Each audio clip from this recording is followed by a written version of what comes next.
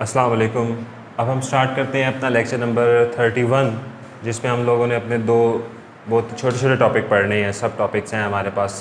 एक है हमारे पास पावर और दूसरा हमारे पास स्टार्ट हो जाएगा इस चैप्टर का सेकंड पोर्शन। जैसे कि मैंने आपको बताया था कि चैप्टर हमारे पास है वर्क एंड एनर्जी, तो हमारे पास दो पोर्शन होंगे। एक होगा वर्क एंड पावर से रिलेटेड और दूसरा होगा हमारे पास टोटली एनर्जी से रिलेटेड। सो हमारे पास ये पावर वाला टॉपिक पढ़ने के बाद पहला पोर्शन ख़त्म हो जाएगा और उसके बाद एनर्जी वाले टॉपिक का हम स्टार्टअप लेंगे और उसके अंदर हम छोटी छोटी बेसिक चीज़ों को डिफ़ाइन करेंगे। और इसके अंदर हम लोग क्या करेंगे, पावर जो कि एक हमारे पास मेजरमेंट है, एक हमारे पास फिज़िकल क्वांटिटी है, हम इसको डिफ़ाइन करेंगे, इसकी इक्वेशन निकालेंगे और इसका यूनिट फाइंड आउट करेंगे और देखेंगे कि कमर्शियली एनर्जी के क्या यूनिट्स होते हैं। सो स्टार्ट करते हैं। अभी तक हमने पीछे 3 टॉपिक पढ़े हैं इस चैप्टर के, work done by constant force, variable force, gravitational force. तो हम क्या कर रहे हैं कि सिर्फ और सिर्फ वर्क निकाल रहे हैं कि इतना वर्क हो रहा है, इतने जॉल्स वर्क हो रहा है हमारे पास, ठीक है। लेकिन अगर हम निकालना चाहें कि कितना वर्क हो रहा है कितनी देर में, तो सारी बात है इस चीज़ को निकालने को बोलते हैं उस चीज़ की पावर निकालना। किसी भी चीज़ की पावर क्या होती है कि वो कितनी देर में कितना वर्क कर सकती है। जो चीज़ जितनी कम देर में जितना ज़्यादा वर्क कर सकती है, जारी बात है उस चीज़ की पावर उतनी ही ज़्यादा होती है। So it is basically work done per unit time. कितना वर्क हो रहा है कितनी देर में, जितना ज़्यादा वर्क जितनी कम देर में हो रहा है उतनी ज़्यादा पावर है, और जितना कम काम वर्क हो रहा है जितनी ज़्यादा देर लग रही है, जारी बात है पावर उतनी ही हमारे पास कम होती है। सो हम कह सकते हैं कि basically power is the rate of change of work with respect to time. और हमें पता है कि वर्क डन की इक्वेशन क्या होती है, वो होती है हमारे पास F D cos of theta. हमें पता है कि फोर्स का यूनिट होता है न्यूटन, डिस्प्लेसमेंट या डिस्टेंस का यूनिट होता है मीटर, और ट्रिग्नोमेट्रिक क्वांटिटी जैसे कि साइन थीटा कॉस थीटा वगैरह इसका कोई यूनिट नहीं होता, उससे जगह हम 1 पुट कर देते हैं तो हमारे पास इसका यूनिट बचता है न्यूटन मीटर, जो कि हमारे पास जाउल के बराबर होता है, जिसको हम कैपिटल जे, और अगर इस यूनिट का फुल नेम लिखना चाहें तो स्मॉल JOULE लिखते हैं। तो हमारे पास वर्क डन का यूनिट जो होता है वो जाउल होता है। तो मैं कह सकता हूँ कि वर्क डन का हमारे पास यूनिट है जाउल, और टाइम का ऑब्वियसली सेकंड होता है स्मॉल s। तो हमारे पास इसका यूनिट बन जाता है जाउल पर second, which is equal to watt as indicated by capital W, और complete name is written with small alphabetical letters, जैसे कि आप लोगों ने रूल्स पढ़े हुए फर्स्ट चैप्टर के अंदर। सो बेसिकली डिफाइन करते हैं वर्क को, तो क्या कहेंगे, the rate of change of या the rate of the work done per unit time, या जितनी देर में जितना वर्क हो रहा है इसकी मिकदार को हम बोलते हैं पावर। मैथमेटिकली इक्वेशन लिखेंगे तो rate of change of work with respect to time, और अगर हम यूनिट निकालेंगे तो इसका यूनिट होता है जाउल पर सेकेंड, या फिर इसे बोलते हैं वॉट। जाहिर बात है ये दोनों SI यूनिट हैं, तो ये भी हमारे पास वर्क का SI यूनिट है। आमतौर पे वर्क किलोवाट मेगावाट इसमें मेजर किया जाता है, तो बेसिक हमारे पास यूनिट जो है वो वाट बनता है। मेगावाट किलोवाट ये सारे नॉन SI यूनिट है। SI यूनिट जो है वो सिर्फ वाट है हमारे पास, as indicated by capital W, ठीक हो गया, इसका सिंबल होता है। सेकेंडली हमारे पास ये आ दीजिए एक यूनिट जो कि हमारे पास है किलोवाट आवर।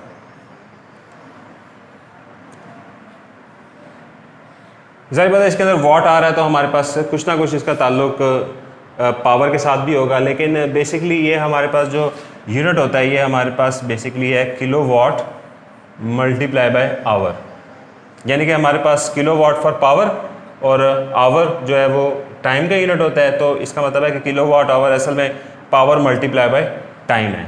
और अगर मैं इस T को इधर ले जाऊँ तो ये पावर के साथ मल्टीप्लाई हो जाएगी और हमारे पास क्या बन जाएगी, पावर मल्टीप्लाई बाय टाइम। और देखें क्या power multiply by time work के बराबर नहीं है, और जारी बात है जो वर्क है वो एनर्जी के बराबर होता है, या वर्क और एनर्जी का यूनिट सेम होता है। तो इसका मतलब है कि पावर मल्टीप्लाई बाय टाइम जो होगी वो हमारे पास एनर्जी होगी। इसका मतलब है कि किलोवाट आवर जो है ये हमारे पास एनर्जी का यूनिट होता है। बेशक ये ऐसा यूनिट नहीं है, ऐसा यूनिट हमारे पास एनर्जी का जाउल होता है और वर्क का भी जाउल होता है, लेकिन ये हमारे पास एक नॉन ऐसा यूनिट है और हम इसे बोलते हैं कमर्शियल यूनिट। तो ये हमारे पास जो एनर्जी का है ये हमारे पास एक कमर्शियल यूनिट है। जितने भी हमारे पास एनर्जी मीटर होते हैं, जैसे कि बिजली का मीटर है या फिर हमारे पास कोई भी ऐसा मीटर जो कि एनर्जी को डायरेक्टली मेजर कर रहा है, वो हमारे पास इस यूनिट को यूज़ करता है, किलो वाट आवर को, कि हम लोगों ने कितनी एनर्जी पर मंथ यूज़ की है। अगर हम कहते हैं कि जी हमने इस महीने 400 यूनिट इस्तेमाल किए हैं, इसका मतलब है कि आप लोगों ने 400 किलो वाट आवर एनर्जी इस्तेमाल की है। So basically kilowatt hour is power multiply by time, it is a unit of energy and it is not a SI unit, it is a commercial unit. So watt देखते साथ ही इसको power का unit नहीं समझना, वाट के साथ our भी आ रहा है जो कि टाइम का यूनिट है। सो ये हमारे पास एक एनर्जी का कमर्शियल यूनिट है, तो ये पूछा जा सकता है एमसीक्यूज़ के अंदर। अब बेसिक ये एनर्जी का यूनिट है, तो किलो वाट आवर और जाउल जो है ये इंटरचेंज हो जाने चाहिए।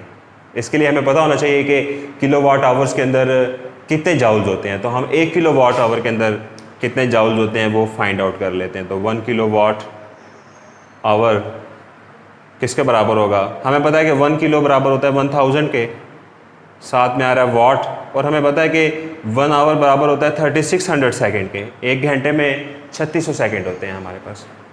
ज़ाहिर बात है जब ये चीज़ मल्टीप्लाई होगी तो हमारे पास रह जाएगा 36, और ज़ीरोज़ कितने हैं 1 2 3 4 5 multiply by 10 to raise power 5, और वाट इनटू सेकंड, तो हमारे पास इसका है सेकंड, इसका है वाट और इसका है जाउल, तो वाट इनटू सेकंड बराबर होता है जाउल के, तो हमारे पास यहाँ पे आ जाएगा जाउल।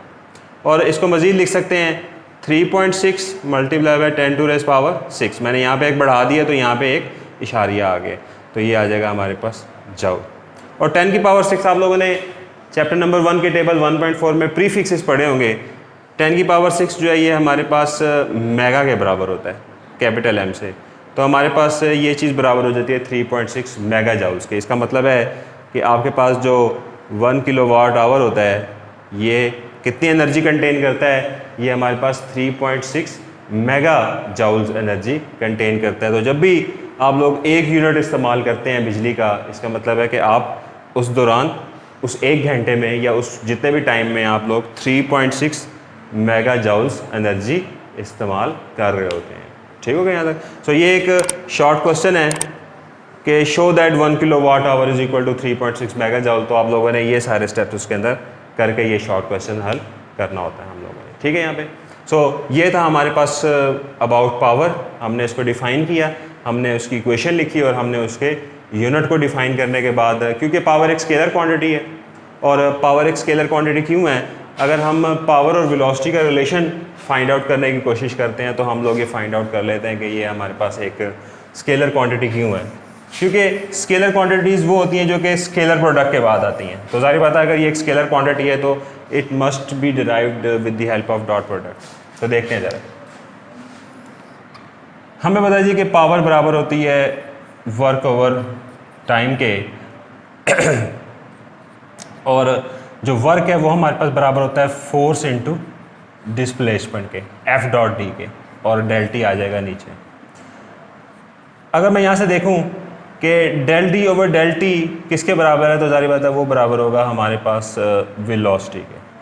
और अगर मैं पी की इंस्टेंटेनियस वैल्यू की बात करता हूँ तो फिर ज़ाहिर बात है मुझे वी की भी इंस्टेंटेनियस वैल्यू लेनी पड़ेगी। सो अगर मैं इंस्टेंटेनियस की बात करता हूँ तो इधर भी इंस्टेंटेनियस हो जाएगी, और ज़ाहिर बात है ये फिर हमारे पास लिमिट पे निकलेगा, ये limit del t approaches to 0।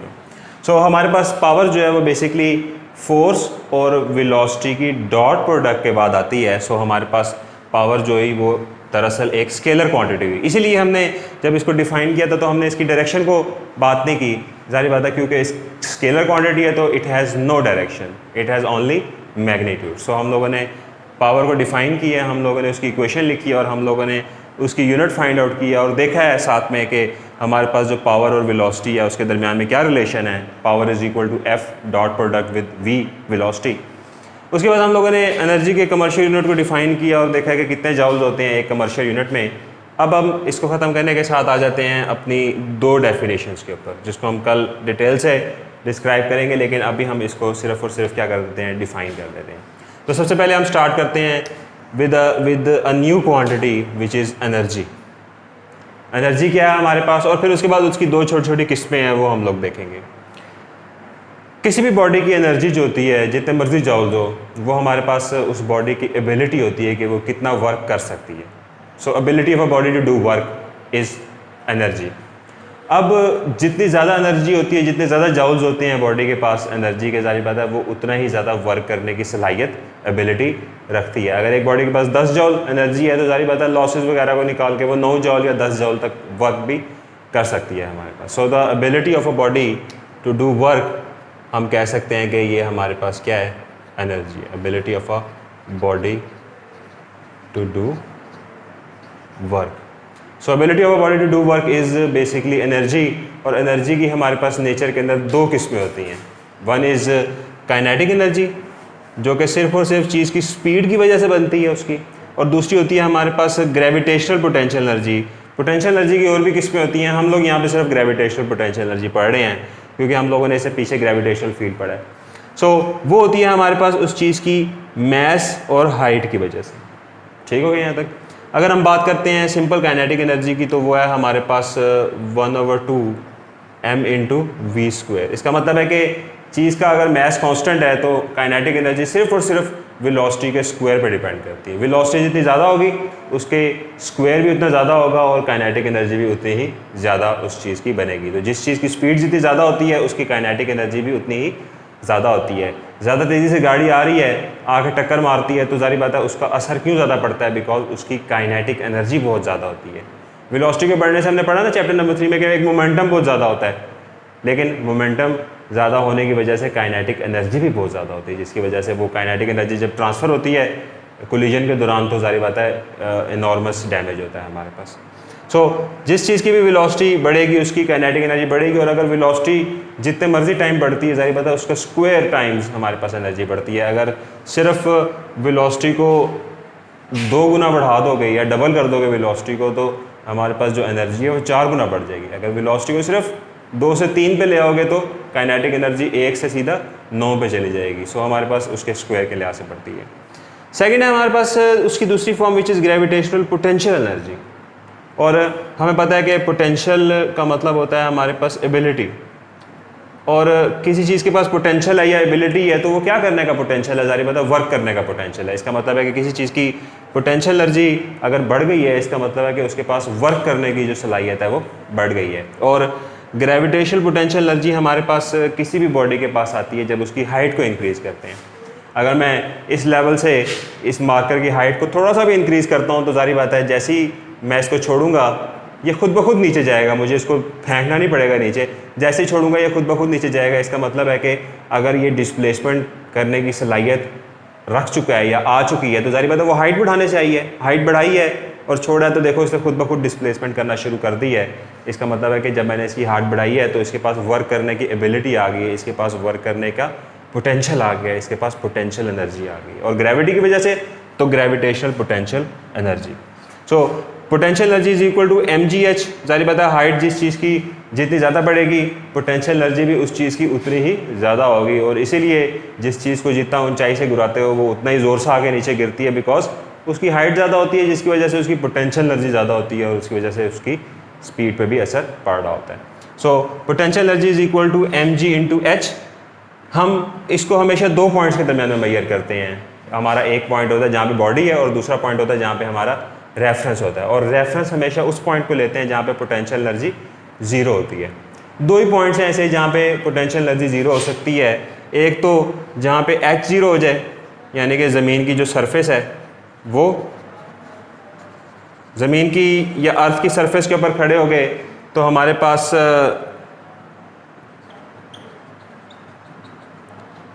Height 0 होगी, और हाइट 0 होगी तो उस वक्त पोटेंशियल एनर्जी 0 होगी। तो जहाँ पे 0 पोटेंशियल एनर्जी है मैं वहाँ पे हमारा रेफरेंस पॉइंट को ले सकता हूँ। दूसरा हमारे पास होता है कि पॉइंट एक ऐसा जो कि इन्फिनिटी पे होता है, और पॉइंट ऑफ इन्फिनिटी का मतलब होता है कि ज़मीन की ग्रेविटेशनल फील्ड से बाहर निकल गए हो, अगर तुम स्पेस में चले गए हो और स्पेस में हमारे पास जी की वैल्यू 0 होती है, या किसी ग्रेविटेशनल फील्ड में नहीं हो, किसी में भी नहीं हो, हर एक से बाहर हो, फ्री स्पेस में हो, तो वहाँ पे जी की वैल्यू 0 होती है। तो जी की वैल्यू जहाँ पे 0 होगी तो वहाँ पे पी ई भी क्या हो जाएगी, 0 हो जाएगी। सो मैं एक इन्फिनिट पॉइंट को भी, जो कि इन्फिनिट डिस्टेंस के ऊपर है, स्पेस में है, बाहर निकल जाते हैं हम, तो वहाँ पे भी पोटेंशियल एनर्जी 0 होती है चीज़ की फ्री स्पेस में। और हमारे पास जो अगर फ़र्श है या ज़मीन की जो सरफेस है, जारी बात है इसके ऊपर भी जो पोटेंशियल एनर्जी है वो हमारे पास 0 होती है। सो ये थी हमारे पास energy, ability of a body to do work. It is also scalar quantity, it has no direction. और उसकी दो किस्में, काइनेटिक एनर्जी जो कि बनती है स्पीड की वजह से, और ग्रेविटेशनल पोटेंशियल एनर्जी जो कि बनती है चीज़ की हाइट की वजह से। हमेशा मैयर होती है दो पॉइंट्स के दरमियान में, एक पॉइंट जहाँ पे बॉडी है और दूसरा पॉइंट हमारा रेफरेंस। और रेफरेंस दो होते हैं, एक जहाँ पे सरफेस ऑफ अर्थ है और एक जहाँ पे इन्फिनिट पॉइंट है, हमारे पास फ्री स्पेस है। सो आप लोग इन डेफिनेशंस को ज़रूर पढ़िएगा। अगर आपको कोई कन्फ्यूजन है रीडिंग करते वक्त तो आप लोग उसको ज़रूर क्वेश्चन कीजिएगा। Thank you.